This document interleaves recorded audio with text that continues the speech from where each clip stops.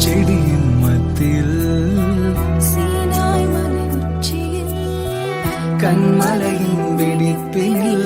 இறங்கி வந்தீரே முச்செடியின் மத்தியில் சீனாய் மலை உச்சியில்